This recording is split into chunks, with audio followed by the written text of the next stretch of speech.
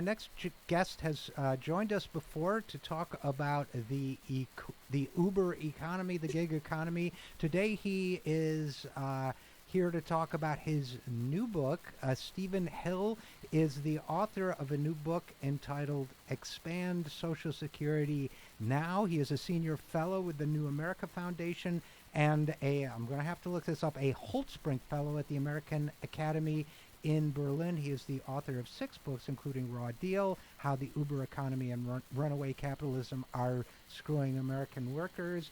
And as we said, his latest book is Expand Social Security Now. Stephen, thanks for joining us. Oh, it's my great pleasure. Thank you for having me. So I think the title of your book is pretty self-explanatory, but let's start with the question that a lot of people would ask, why? Why should we expand Social Security? We hear a lot from politicians and pundits about how expensive it is and how many baby boomers will be retiring and so on. Why would we want to expand it? Well, the reason is really quite simple. The retirement system in the United States in the post-World War II era was founded on what we call the three-legged stool of retirement. And the 3 legs were Social Security. A second leg was pensions, company pensions, and then that was replaced to some degree by company 401ks and IRAs and those sorts of things. And then the third leg was private savings, which was mostly centered around home ownership. And particularly in the 2008-2009 economic collapse, 2 of these 3 legs pretty much got sawed back to practically nothing. The housing market collapsed. A lot of people lost the savings they had built into their housing. There's still about 10 million Americans who are what we call underwater. So their mortgage is now costs more than what the house is worth, and so they're essentially broke. And then company pensions, of course, have been declining for decades to the point where very few Americans have them. Really, the only solid leg left is Social Security.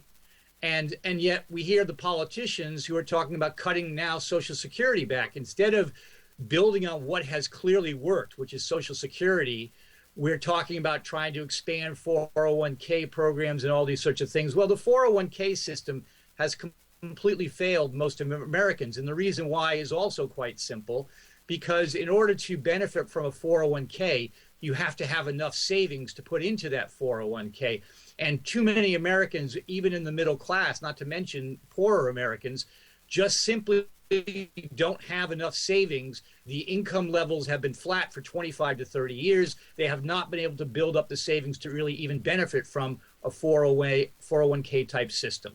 So really, it just makes so much more sense to look at how we expand the part of our retirement system that has worked well, which is Social Security. And that's what my book is about. That's what I propose in the book. Not only expanding Social Security, but I propose that we double the monthly payout, and I show how to pay for it. Okay, well, now there are those who will say, let's stop for a second and say, and we're talking with Stephen Hill, author of Expand Social Security Now, if we double the payout, meaning that whatever someone is calculated to get, we should just multiply that number by 2? Yeah, essentially. So, when you retire, Social Security is going to replace about 35% of your final income level. And what experts tell us is that in order to have a decently secure retirement, you're going to need more like 65 to 75% of your final income in order to have a stable and secure retirement. So Social Security is only providing about half of the funds that you're going to need. And as I said earlier, in the past, what people were expected to do was supplement the rest of that through your home ownership, savings through your home ownership, private pensions, all these sorts of things. Those 2 have gone away for many, many Americans. And they're also extremely insecure. If you put your money into a 401k, you're not getting anything on interest rates today. you're basically depending on putting into the stock market, which we know is extremely risky. So it makes more sense to double the monthly payout for Social Security and use that as the foundation for a stable and secure retirement for most Americans. And I would also add, of course, that if you put your money in the stock market, you're entrusting it to the same guys who created the financial crisis of 2008, because they're all, by and large, still in place. So, okay, now, Exactly. now, Stephen, you know, I'm actually on your side of this debate, so I'm role-playing here, which is, I have to admit, kind of fun, because I've never been on this side of the debate.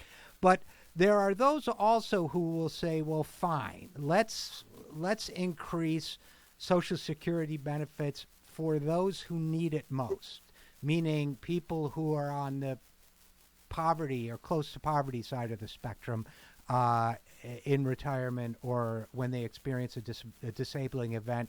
What would you say to those folks? Well, I mean, we could approach this in a piecemeal way in which you target it at certain more vulnerable populations. And, you know, there's a legitimate argument, a discussion to be had in that regard. But the fact of the matter is that it's not just people in poverty that are having a hard time looking at their future in the retirement years. In fact, middle-class people, if you look at the numbers, a very small percentage of people who are currently in the middle class in terms of their annual income levels, have been able to save enough money for their retirement years. The numbers are really quite astounding. You know, approximately 30% of Americans have enough money heading into their retirement years.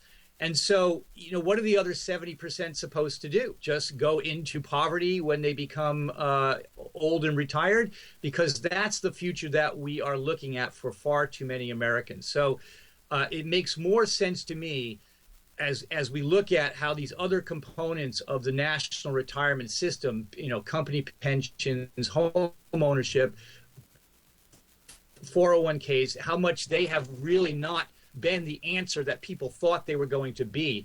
It makes more sense to really step back, look at this from a whole systems perspective, and recognize that the most stable and popular part of the retirement system we have had is Social Security. It's worked well. It's been very cost effective. The amount of money that's spent on management of Social Security is much smaller than what Wall Street spends to manage your 401k. And so it just makes sense to expand Social Security. And what I'm proposing is that we double the monthly payout. We can afford it. The money is there. We just have to take it from the areas we're spending it now and wasting it now and putting it into the areas where it's going to be not only good for the nation's retirees, I should point out, but good for the broader macro economy, because the Social Security is what's called an automatic stimulus. When you have an economic downturn, and all economies go through ups and downs in their natural cycle life, when you have an automatic stabilizer like Social Security, it means that people still have some money in their pockets to spend on the things they need to buy. And that means that businesses still have customers to buy up the goods and services that businesses are producing. So it actually makes the entire or to look at that more stable. Or to look at that from another angle, you could also say that unlike, for example, a tax break for wealthy people that may just get translated into savings, and in fact, experience and studies suggest that it does, especially in recent years, a Social Security benefit is likely to go to people who will spend it immediately.